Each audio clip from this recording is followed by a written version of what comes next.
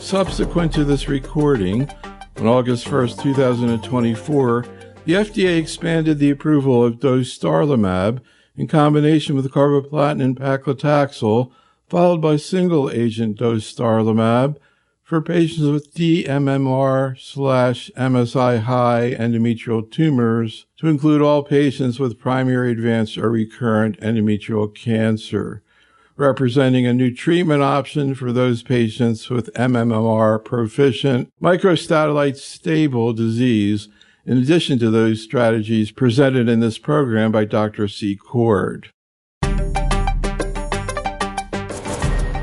Welcome to Oncology Today, Management of Ovarian and Endometrial Cancer. This is medical oncologist Dr. Neil Love. This program is a follow-up to a live activity we conducted during the ASCO meeting in early June in Chicago.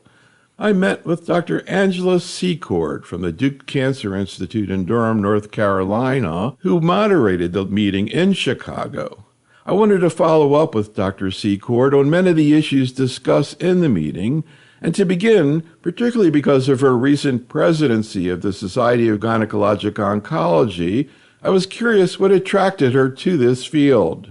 One of the things that I loved and really brought me into this specialty was not just the surgical aspects, but the medical aspects and taking care of patients throughout the course of their disease. You really develop such a strong bond. You're with them at the very beginning, at the time of their diagnosis, through their surgeries, and then help develop their treatment plans and continue to see them throughout. So I hope that doesn't change. I think, GYN oncologists will determine what's the best practice approach for them. And some may opt to do surgery only. Some may opt to do surgery and delivering of anti-neoplastic chemotherapy. And then there may be some that decide during their career that they would prefer to do more of the direction of anti-neoplastic therapy. So the fabulous thing is a huge specialty. We all get along great. We have a wonderful relationship with our medical oncology colleagues, our radiation oncologists, our pathologists, and all the additional healthcare providers that are involved, pharmacists, APPs, nurses. GYN oncology is a very, very special, unique space. And I'm just happy that so many people want to be involved to help our patients. Let's kind of get into some of the major issues that we were talking about. As you recall, for this meeting, we were just focused on ovarian cancer and endometrial cancer. And then at the end, we discussed the use of HER2-targeted therapy in gynecologic cancers in general.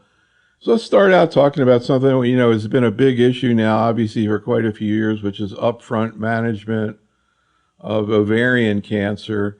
And there are a number of issues that I'm hearing talked about more and more in clinical meetings. And one is, as this has evolved over the last few years, one key question, of course, has always been out there, but maybe is even more relevant now that PARP inhibitors are on board, is when Bev should be used. People have a lot of different formulas for how they think about it. Sometimes people don't use Bev neoadjuvantly, but will use Bev after surgery. What's your approach to the decision about using Bev, and maybe even backtracking into neoadjuvant therapy to start with? Right. Oh, wow. This is a loaded question and so controversial. We do not use a lot of bevacizumab at our center. If I'm going to utilize it, I'm going to more strongly consider it for somebody who has stage 4 disease. We do so much more neoadjuvant chemotherapy at this point that, if you even take somebody to the OR and you're considering primary debulking surgery, if you look in and you can't get them completely debulked, after we did that laparoscopy, we're going to abort the surgery and move toward a neoadjuvant approach. So I think some of the classical parameters that we discussed before about patients who have suboptimally debulked stage 3 disease are no longer really relevant in this era. So it'll be for individuals who have stage 4 disease, pleural effusion, or significant ascites that I would consider bevacizumab. But often I find that there may be contraindications, like specifically bowel involvement, either on imaging or symptomatically they have concerns for bowel obstruction, or on exam they might have big bulky disease involving the rectosigmoid. We're just not huge bevacizumab users in the frontline setting, in part because the long-term data hasn't shown increased cure rates.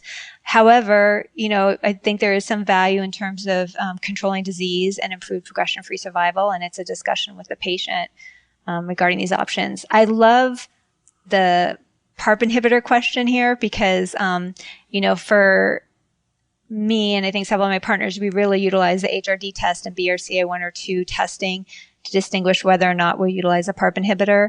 And I'm still not fully convinced that a PARP inhibitor plus bevacizumab is going to be better than a PARP inhibitor only in those patients. I know there's some provocative data in terms of comparing different components of studies to each other, but I think that can be challenging because even when you do that, you don't know if there's complete homogeneity between these studies, and there could be differences in the patients that you're not fully capturing.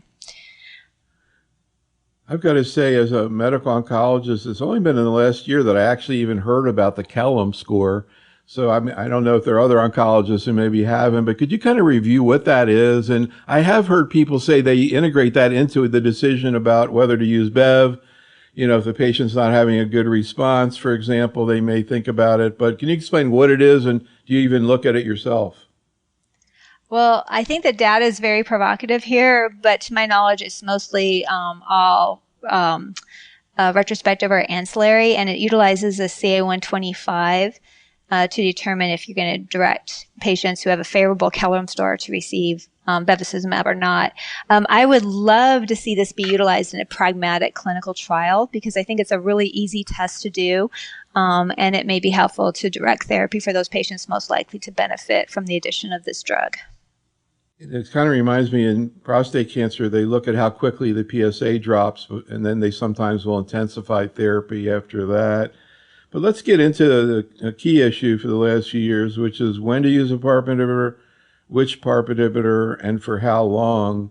And, one of the things, and you sort of alluded to this, that as, time has gone on since we've seen these studies, and even in the studies themselves, it always seems to kind of be two branches. One's BRCA, HRD, and the other is either completely wild type or, not much of an indication of benefit. I mean, and within BRCA, some people respond better, but, two pretty big differences in terms of PARP inhibitors. Let's start with the wild type situation, which is going back and forth over the years. We have some data and approval for niraparib, but in patients who are completely wild type, LOH, not high, how do you think through maintenance therapy? So I'll just start by saying I believe that PARP inhibitor maintenance therapy should be discussed with all patients who have newly diagnosed ovarian cancer after chemotherapy, whether or not I strongly recommend it based on their biomarker. And I know some people feel very strongly that there's not a biomarker that really can be utilized to direct therapy, but I disagree with that because I think there's differences of magnitude of benefit. So to address the question that you asked in those patients who are HRD negative and don't have a BRCA1 or 2 mutation, I do review the results with those patients. I offer the one PARP inhibitor that's available in that setting is niraparib, and I discuss the side effects of the medication with them. And after reviewing the potential benefits in terms of disease control and the side effects of the medication, I work with the patient to decide what's best for them. I do have some patients that feel really strongly that they want to be on a PARP inhibitor.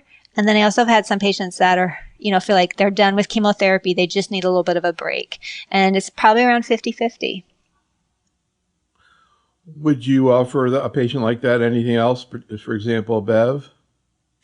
Yeah, those patients, I discuss bevacizumab options with all my patients. And it's the same sort of situation. It's like whether or not they want to utilize the drug and then continue on maintenance. I think part of the, when you're doing a lot of neoadjuvant chemotherapy, we didn't really get into this, but if you're going to utilize it, when do you utilize it? I like to stop it before the cycle right before their surgery. And then I won't start it back up the cycle right after their surgery unless there's a long delay for their treatment. I'll usually start it up the cycle after that. So I think bevacizumab is an option for these patients as well. But in that setting, I don't combine the bevacizumab with the PARP inhibitor. And we'll have data on that soon, hopefully, with the first trial.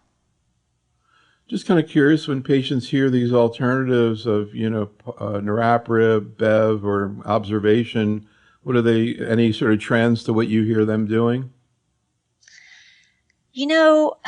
It is really variable on their preferences. I'm really fortunate. I work with some wonderful colleagues, and one of my colleagues, Dr. Laura Havaleski, did a lot of work on patient preferences. And it really amazes me how what patients decide may be really different than what you assume. And that's really important to get their perspective. And sometimes their perspective is based on what is going on with their family. Do they have a grandchild they're expecting to see, or somebody who's going to graduate or get married? You know, those are going to make differences in what they decide to do. You know, I kind of wonder too, like what their perspective is on the benefit, whether they really hear what's being said to them about, you know, for example, this situation where, you know, you don't really see a huge, you're saying you could manage these people without treating them, you'd be okay. So obviously the benefit's not that great. I really wonder, you know, sure, people want to do everything they can, but I kind of wonder whether or not they're kind of getting deals that maybe are not really in their favor in some cases. You know, sometimes it's really hard. I think I try very hard not to just talk about median progression-free survival time, but also go back to, and I don't say hazard ratios, that's really confusing for patients, but you may say 30, 50% reduction disease. You know, every once in a while, you can show them a survival curve. Sometimes patients that won't work for them, but I have some patients that are really into medicine, and I have some patients that are in medical fields as well, and they want that type of granularity. So I really base that discussion on what the patient wants.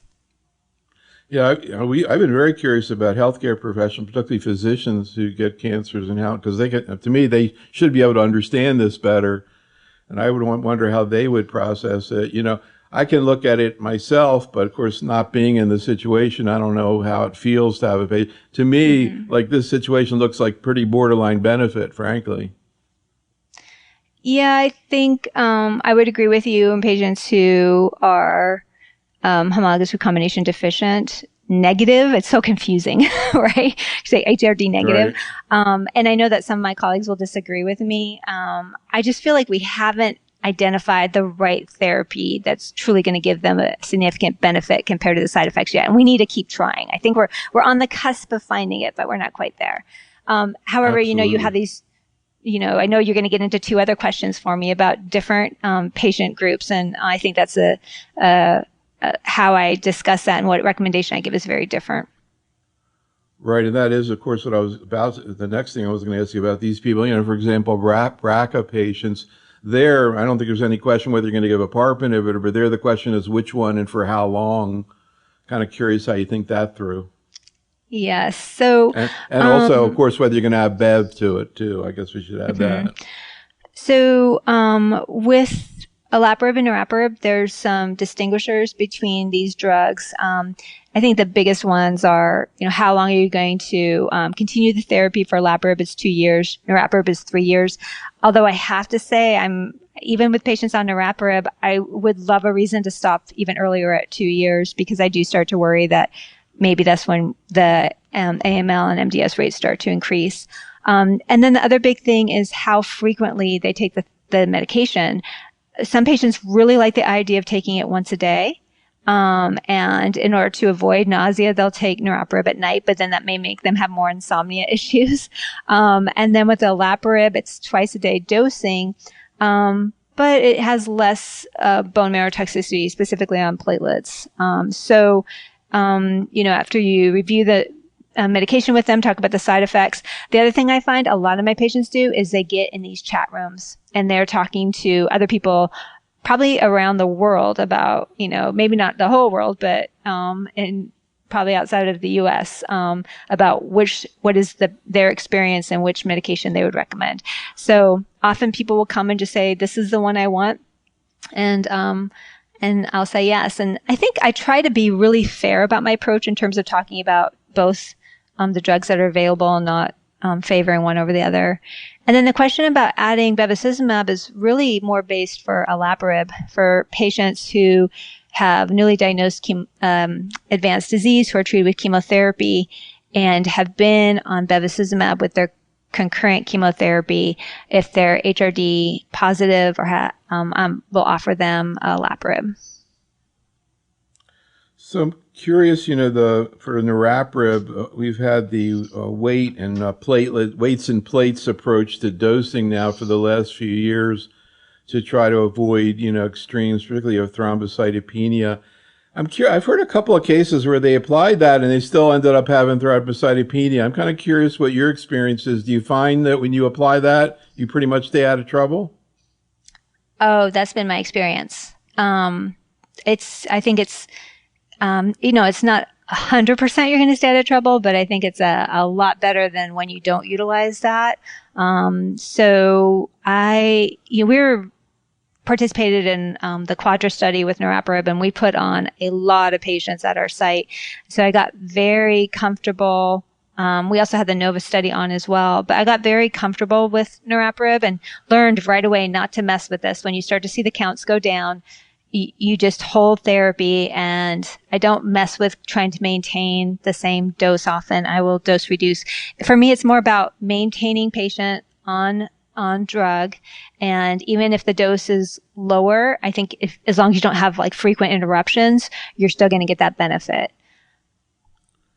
I have that discussion a lot with people in breast cancer because they've used, long-term, maintenance therapy, adjuvant therapy for a long time. And one of the things there, and I think you kind of alluded to that you hear there, because, a lot of these oral agents may have, significant side effects. So in terms of, how you keep a patient adherent or how you encourage adherence. And one of the things, at least in breast cancer, I think you alluded to is dose reduction.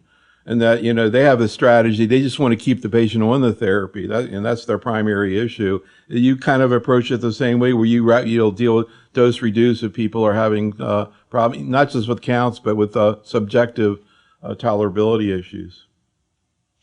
Yeah, absolutely. If they're, part of this is they have no symptoms from their cancer when you're doing a maintenance therapy. They have no symptoms from their cancer. The symptoms that they get are from the drugs that you're using. So you want to really maximize their quality of life. So if they're having side effects or issues with tolerability, I will often do a dose interruption, especially if it's for nausea or fatigue. Do a dose interruption, come back at the same dose, but maybe try some better mitigation strategies. If that still doesn't work, then dose interrupt and dose reduce. And I found that to be very effective. What about the issue of sort of the immediate tolerability issues you see with PARP inhibitors? I think you can see it with all of them in terms of GI issues, nausea, vomiting. Do you use preemptive medications? What do you observe? Do you think people get tolerant with time? And is this a long-term problem or more that you see it in the beginning? Well, I think that we're much better now at mitigation strategies. So anti-nausea therapy, 30 minutes before, eat some food, 30 minutes before you take the medication. As I mentioned, that some of my patients have really advocated for taking niraparib at night so that I think they're sleeping when they're going to have most of the GI symptoms. That may be one mitigation strategy. The other thing too, I think that patients get used to maybe feeling some mild nausea and it doesn't bother them so much. What I often will hear is once they're off the drugs, like, oh my gosh, I feel so much better, So you didn't really realize that they're having some of those side effects. But needless to say, when you look at some of this, the data that's been done in terms of assessing quality of life with a Q-TWIST, so time without intervening symptoms or toxicity, these drugs, even if they have some side effects, it's still worth it in terms of the survival outcomes, even after you account for those symptoms they may be experiencing. And there's been several studies that have demonstrated that for all the PARP inhibitors.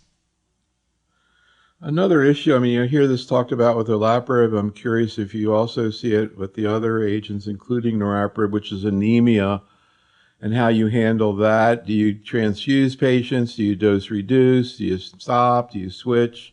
How bad of a problem is it? And do you see it with all the PARP inhibitors or just olaparib? You see it with all the PARP inhibitors. So I think the biggest thing is to be on the initial studies, you had to have a hemoglobin of a certain level. And then once a drug gets approved, people may treat, despite the patient being anemic, with hemoglobin levels less than 9 or 10. And so one of the things that I've learned is really give the patients time to recover, at least 4 weeks. And if their counts are still low, even give them a little bit more time before you start them on the PARP inhibitor. So hopefully you don't propagate that problem. And if patients have anemia, work it up. Get iron studies, folate, and B12 because they may have a correctable cause of anemia it's not due to the PARP inhibitor alone. And once you treat that, they're going to feel a lot better. I've had very few patients that I've had to provide intermittent transfusions due for anemia, but I'm sure there's some situations out there that are like that. So another issue that we talked about in the meeting is the management of relapse refractory disease, including the use of newer agents that are coming on board. But I'm curious, we've been talking about PARP inhibitors. Obviously we had this huge issue with the FDA and PARP inhibitors in the relapse setting. We went through that in the meeting. I think people are familiar with it. But just bottom line right now, what are the situations where you are using PARP inhibitors in the relapse setting? Ooh, very uncommon. Most patients are seeing a PARP inhibitor in the frontline setting. In the relapse setting, I might have a few patients that have been long-term survivors and have a platinum-sensitive recurrence. So they may have not received platinum before, and they're HRD positive or BRCA1 or 2 mutation carriers or somatic mutation. Those patients I would offer a PARP inhibitor to. And it's really, there are some patients you're going to encounter that they would much prefer to have a PARP inhibitor rather than chemotherapy. Those are challenging conversations because some of the overall survival data has been pretty concerning and their ability to tolerate carboplatinum. So I've moved away from that. But it's something that would be worthwhile to discuss with patients. You just have to share the concerning data with them. And of course, related to that is the duration of treatment. Theoretically, metastatic disease, you would think indefinite, but I imagine that gets tempered by how the patient's doing, et cetera, et cetera. How do you approach duration in this situation where, as you said, they've never had a PARP inhibitor, they're BRCA and platinum sensitive? So even in that situation now where the initial studies were maintenance therapy until progression, I have backed off on that and I'm trying to stop at 2 years. And that's not a magic number. It's just kind of based on what they did with Solo 1. And then some of the data from the rucaparib trials that showed an increase in MDS and AML after that 2-year mark. There is a trial that's been designed proposing assessing olaparib at 1 year versus 2 years, and I'm really hopeful that trial would move forward. It's really a pragmatic trial to decide. Yeah. So if you can get that same magnitude of benefit in terms of survival outcomes without that long of therapy, or potentially if you reduce the time of therapy, you reduce those side effects that we've mentioned, that would be really beneficial to patients. Yeah, that'd be interesting. I guess the other thing is whether you can refine, everywhere in solid tumors now, people are looking at cell-free DNA.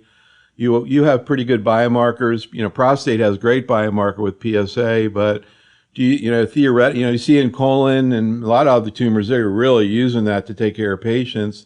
Do you see that day coming to ovarian cancer where, in these situations, you could look at their MRD or maybe? I hope so. I'm really intrigued by those tests. We just need to do more studies to figure out what is their role in making treatment decisions. Let's talk a little bit about endometrial cancer. And again, just sort of chatting here today of some of the things that I think people would be interested in hearing about. I did notice you were on a paper from the SGO looking at biomarker assessment in endometrial cancer. And of course, biomarkers are obviously all over oncology, but particularly endometrial cancer.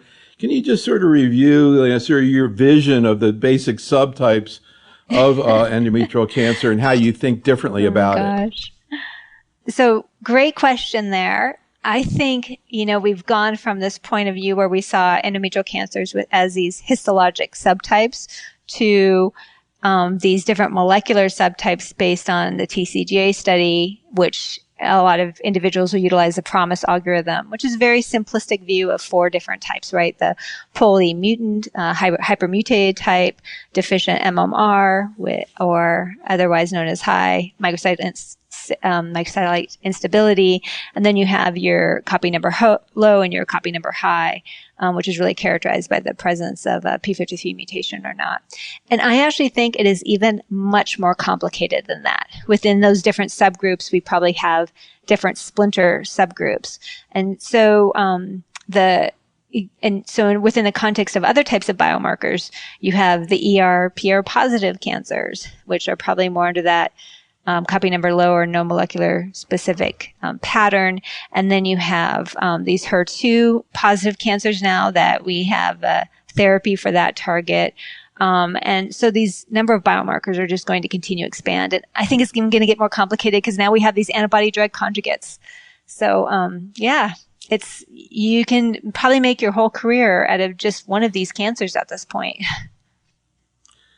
I spent an hour and a half recording a program just about HER2 assessment the other day, just to give you an idea of with a pathologist, Anyhow. Yeah, it's so complicated. It's complicated, but then I started hearing something that sounded like a lot less complicated, but I'm not sure exactly how valid it is, which is something you just mentioned, which is P53.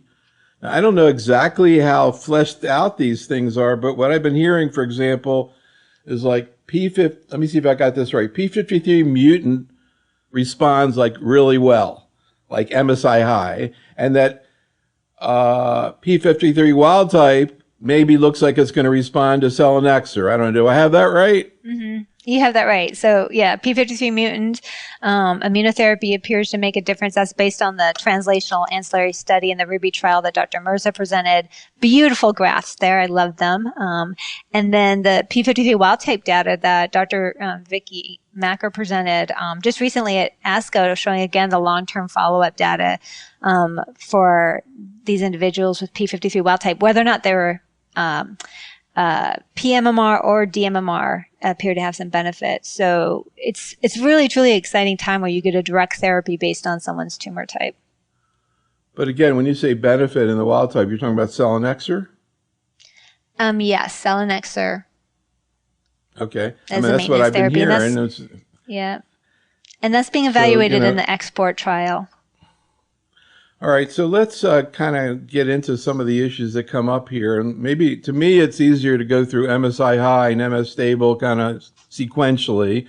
So let's start out with MSI high. And it's so interesting, you go to colon MSI high, upper GI, like some people add chemo, some people don't, and so you guys are kind of in the chemo plus IO stage, as far as I can tell for that.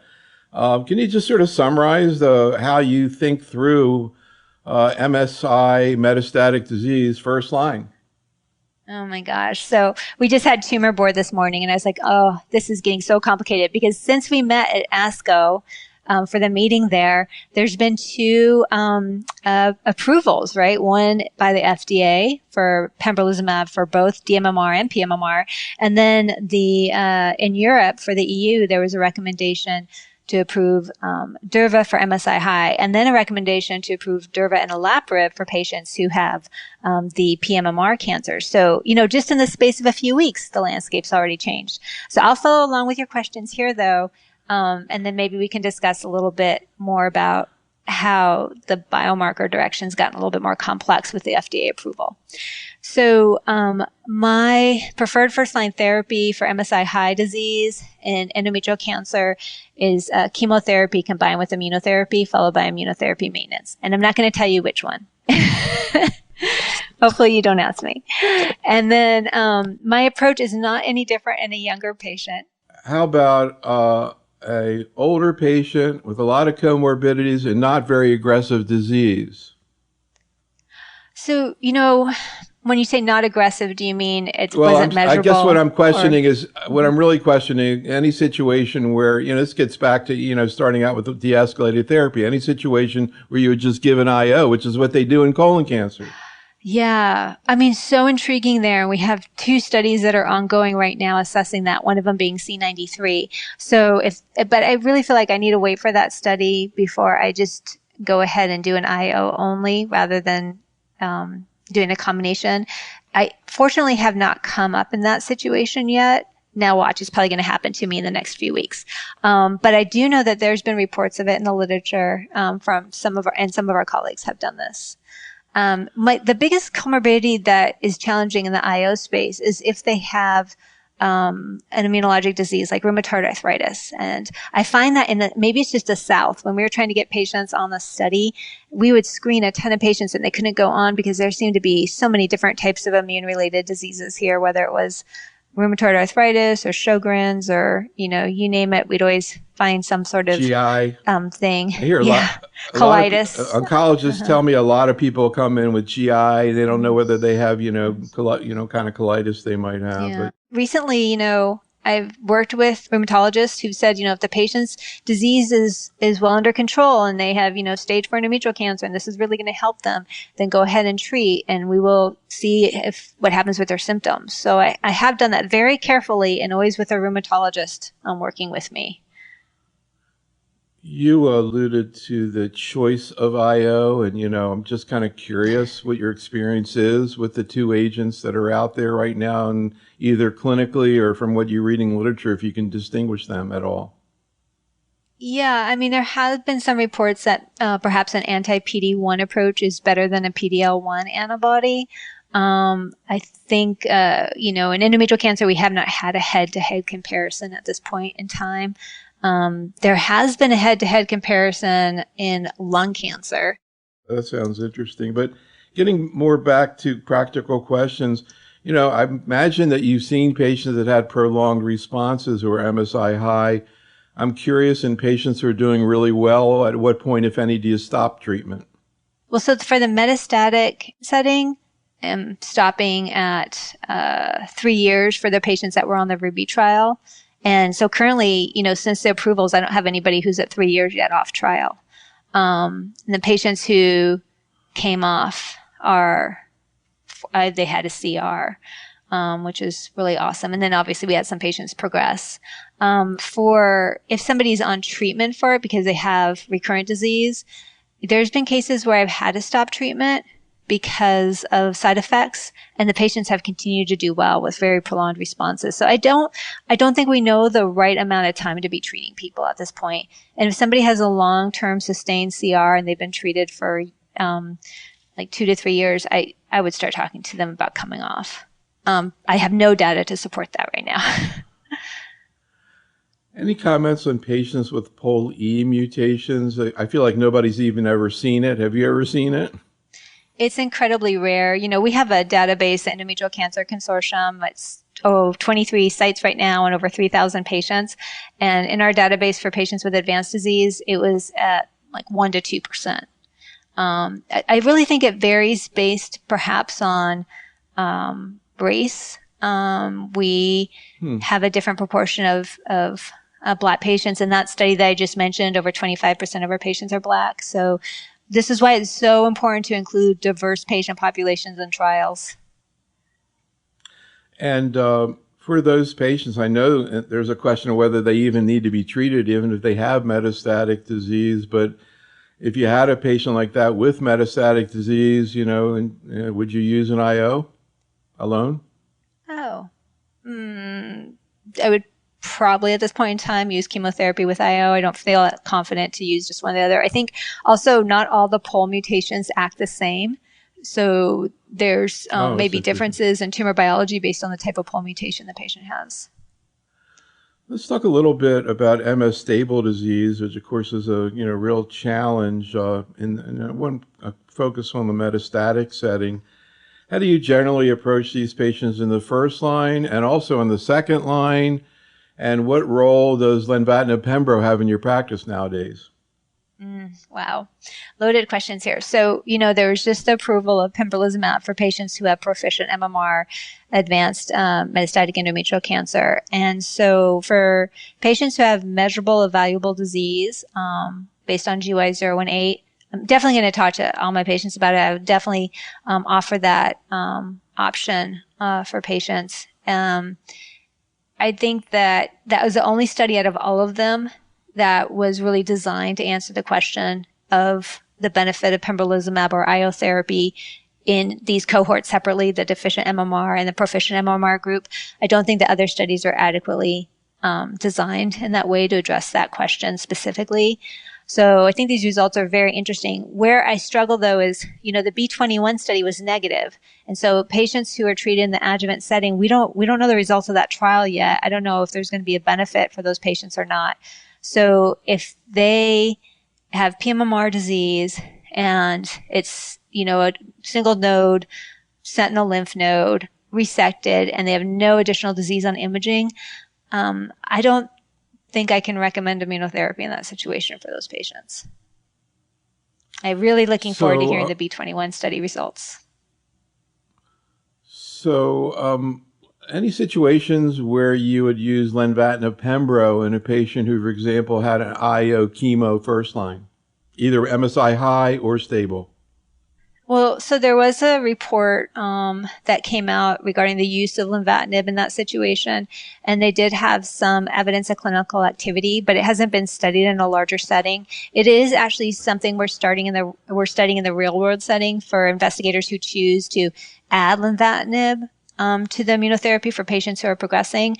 And I don't have any early signals regarding activity yet, but stay tuned. We may have more data next year. I have put these patients on clinical trials where if they received a prior immunotherapy on one of the, like we had Ruby trial open, so we had patients on that study. If they progressed, then we had another study that we put those patients on. And, you know, it was a combination of immunotherapy and biomarker directed approach. And I have to say, I didn't see a lot of activity there. So we have a lot of work to do in this space. Combating or overcoming immunotherapy resistance is going to be very important. And I take it that you in general would rather use an IO first line in these patients than wait until second line to give them lenvatinib pembro. And I guess the question would be, in the long run, do you think they're better off, holding it for second line so they can get lenvatinib pembro, or starting out with IO first line? For the proficient MMR patients? Mm-hmm. Or, yeah. Well, so yes. In the adjuvant setting only, we know the B21 study is negative, so I wouldn't treat those patients with IO with chemotherapy. But if they recurred, then I would use Pemlen in that situation. But you have so many other options now too, right? You have HER2 directed therapy if they have HER2 positive disease, and that's a big gap. We don't understand all the overlapping expression for these different biomarkers yet. And we'll get to that in a second. But anything you want to say about how you get people through lenvatinib pembrolizumab? What preventive strategies, how you follow them and prevent issues from developing? Yeah, so I was really fortunate we had a few patients on the study and learned a lot from that experience. I think it's always really helpful to have clinical trials open to get some experience with the drug in that setting. It's a very controlled setting. So one of the first things I do is talk to patients about the side effects, specifically diarrhea. That's one of the challenges with Pemlen, is determining, is a diarrhea due to the immunotherapy component or the lenvatinib component, and advise them regarding starting a BRAT diet, bananas, rice, apples, toast, using Imodium. And if their symptoms don't improve, need to call us. Even if it's going into the weekend or in the weekend, just call, because we want to make sure that we're not missing an immune-related colitis. And, talking to patients about the possibility of having a rash and thyroid-related issues. Either most common is hypothyroidism, but you can also have hyperthyroidism initially and then becomes hypo. So the other one is the blood pressure. Blood pressure rise can be really rapid with lenvatinib, similar to all the other TKIs in this class. And so advising them about monitoring their blood pressure closely, when to contact us, and give them a prescription for, typically I utilize lisinopril, so that they have it if they need to fill it, and they can start taking low dose, 5 milligram, with recommendations to contact you, because inevitably their pressure starts to go up 4:30 p.m. on a Friday. So trying to scramble and get a prescription all that late is more challenging than if they just have it. We were talking earlier about selinexor, particularly in people P53 wild type. I'm curious whether you've actually used the drug. It's actually approved in myeloma and lymphoma. They kind of went through some hoops trying to figure out how to use it, that the patient could tolerate it. Mm-hmm. Have you used it on a trial, and any thoughts about whether you see this coming into practice and how much of a challenge it'll be? I have not used it yet. We have export open and we're actively screening patients. I want to use this drug because I'm really excited about those long-term results. My understanding though is that the initial levels that they had were really quite toxic. And in the real world setting, talking to some of the medical oncologists that have utilized it, it sounds like they've gone down on the dose substantially to avoid toxicity. I would not utilize selinexor outside of the trial under any circumstances right now. I think that trial needs to be done. Yeah, you're right, though. That's what we've seen, like in myeloma, reduced dose, also going once a week, combining with other stuff. And I hear that it's pretty well tolerated. So we'll see. Of course, the key thing here is whether or not we're actually going to see the efficacy play out. I wanted to ask you another question, kind of getting back to ovarian as well as endometrial. So in ovarian, you have the issue of whether IOs are going to play a role in any way. It has been looked at. But in endometrial, we also have the issue of whether PARP is going to have a role. And we had the DUO studies kind of looking at those. And I also saw that you had a paper about looking at trying to differentiate advanced endometrial cancer from ovarian cancer, which as a medical oncologist, I'm looking at that thinking, wow, that's a pretty big difference there. So I'm just kind of curious if you want to maybe talk a little bit about, sort of how you think through these issues. Oh, are you referring to Dr. Burchak's paper on endometrial cancer and ovarian cancer and endometrial biopsies? Yes, exactly. Is that the one? Yeah. Yep. Yeah. So that was something that really intrigued him, I think, for a while, and especially when it became apparent that we were no longer in an era of chemotherapy with paclitaxel and carboplatin only, and that these patients need to be treated differently, cycle one, right? So he started advocating that for all the patients that came in with advanced metastatic disease, that they're, in terms of their tumor profiling, also have an endometrial biopsy, and identified over time, I think it was about 30 some cases or so that were actually advanced endometrial cancers. And so in our practice, if a patient has a uterus and you're able to get an endometrial biopsy easily, then that's what we started doing. I think it's going to be a small number overall, but the difference in how you're going to treat them is so striking, with immune therapy being beneficial for a patient who has endometrial cancer versus not for a patient with ovarian cancer. Well, also, as I was mentioning, it seems like there's some evidence that PARP inhibitors, specifically olaparib, actually benefit endometrial cancer. And I'm not sure if they've clarified what, because you can see people with, quote, endometrial cancer who are BRCA. I don't know if I guess that's endometrial cancer who are BRCA patients. I assume they would respond to PARP inhibitors, but is that why you see benefit from PARP in these trials of endometrial? Oh my gosh, I don't think we fully understand that yet. What is really exciting though is just, I think within the last 7 days or 8 days, what we talked a little bit about in Europe, that there was a recommendation to consider olaparib and durvalumab for patients who have PMMR. So that's patients who have PMMR, advanced endometrial cancer, similar to the patient population that was DUO-E, gets treated with chemotherapy and durvalumab, and then subsequently gets maintenance durvalumab and olaparib. And the biomarker data has been presented. And it's really fascinating in this area right now is how can we best identify those patients that are going to benefit? And BRCA mutations may have something to do with it.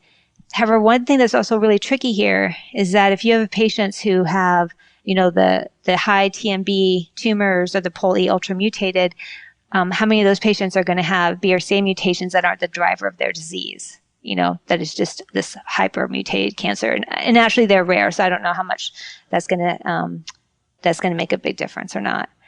And then we don't know what's going to happen with the RUBY trial with the niraparib addition to dostarlimab. So this is going to get even more complicated. I mean, how often do you have a patient with metastatic endometrial cancer who's BRCA positive? Do you ever see that? How common is it?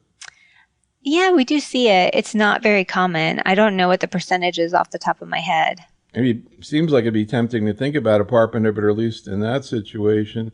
Let's finish out talking about HER2, which really sort of blasted into the scene recently with this pan-tumor approval for IH3 3+. It sort of really rocked oncology from the beginning to the end. And in the middle of that were a bunch of patients with gynecologic cancers that have been reported, I think, over the last year. It's had objective responses. And the oncologists get all excited about it because they've seen TDXD in breast cancer, and they see the duration of response that you see there.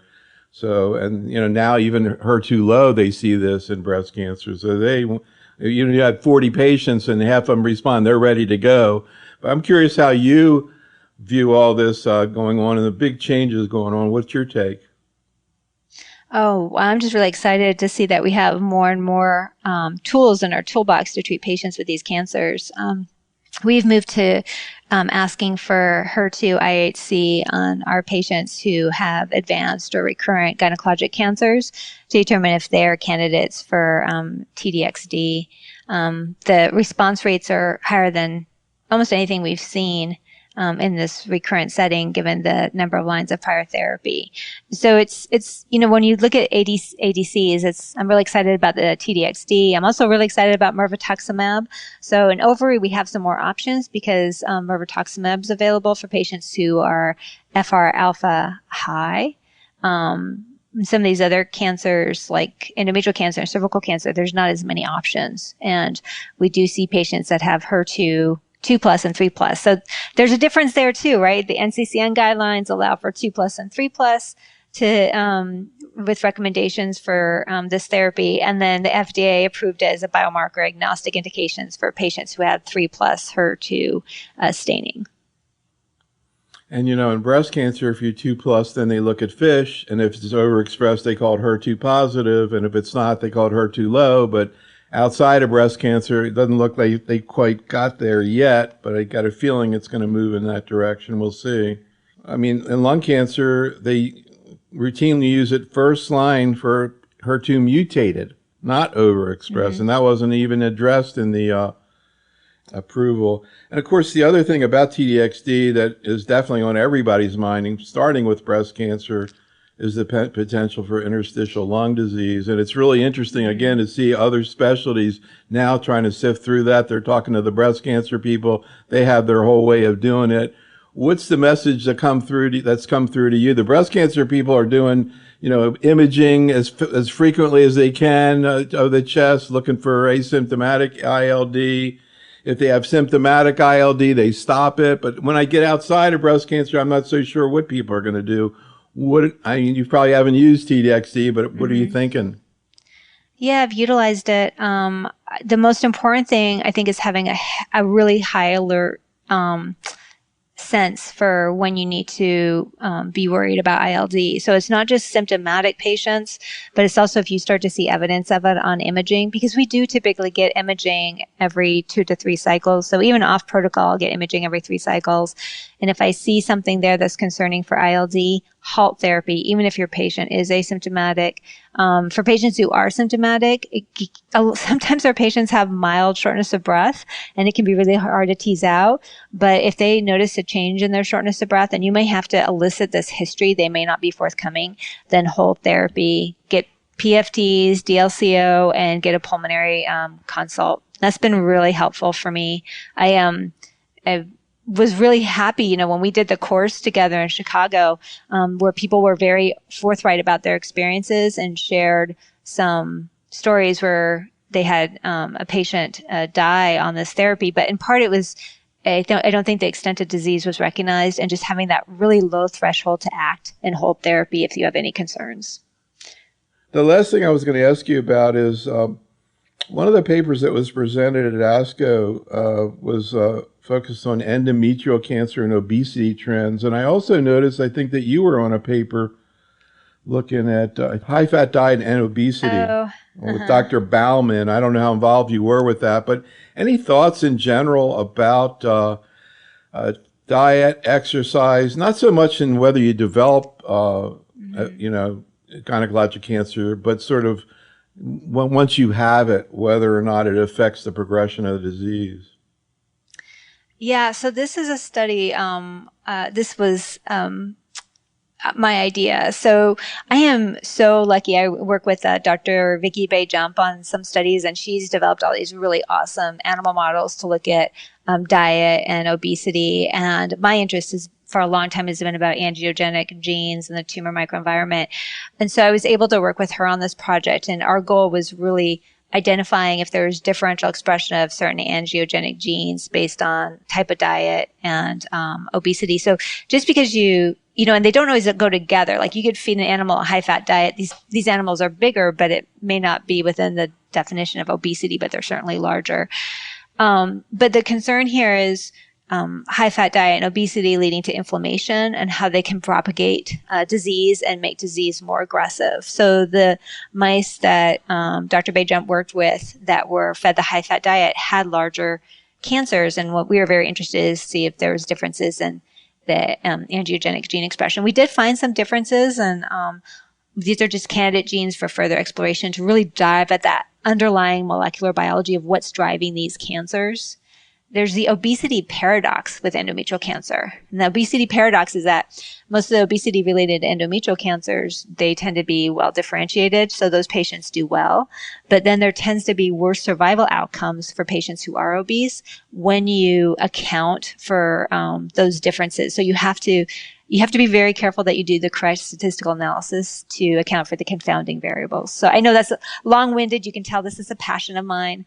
But we need to really strive to reduce the incidence of endometrial cancer. And we have issues with trying to reduce the obesity rates and make sure that we're all eating healthier diets. So our audience is probably tired of me bringing this up, but since you're so interested in this, I have to tell you about Ruben Mesa. He's a myelofibrosis person. And, I was doing a program with him where they looked at these two new drugs to see whether or not it would relieve the symptoms of myelofibrosis. And these people are already on ruxolitinib, and there were two new drugs that completely flopped. But then I saw he had done a paper on a randomized study of the Mediterranean diet. You know what the Mediterranean diet is? Same thing, low fat, plant, same thing that you're just talking about.